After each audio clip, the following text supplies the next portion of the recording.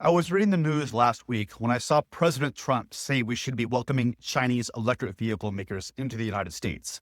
Because if they want to come in and build a plant and hire you and hire your friends and your neighbors, that's great. I love that.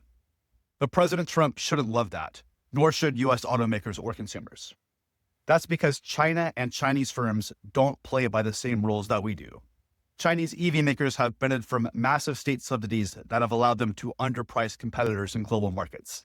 In fact, from 2009 to 2023, China poured hundreds of billions of dollars into supporting its EV sectors. And that's a big part of why their firms have been able to scale so fast. Now, this isn't like auto firms from Japan or Germany or Korea who compete fairly in the US market.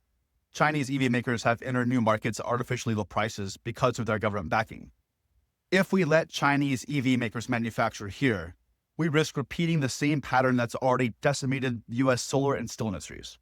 Massive overcapacity and job losses from uncompetitive foreign producers, except now in a core American industry, further hollowing out the American heartland. Now you might be saying, well, they'll build here, so it's good for jobs. But the demand for vehicles in the United States is finite. Chinese plants don't grow the market. They would just shift where the production and profits go, which would be away from Americans. Further, this isn't just about cars. A strong auto sector is tied to critical supply chains, defense manufacturing, and economic resilience. Letting subsidized foreign firms dominate that space here weakens America. Why open the front door of our economy to the very firms our tariff policies are supposed to keep out? We should instead be strengthening American automakers, not handing the keys to foreign firms subsidized by geopolitical rivals. If we want a future that's American-led, we don't welcome in companies that are here to dominate. We make sure U.S. firms and workers win over the longer term.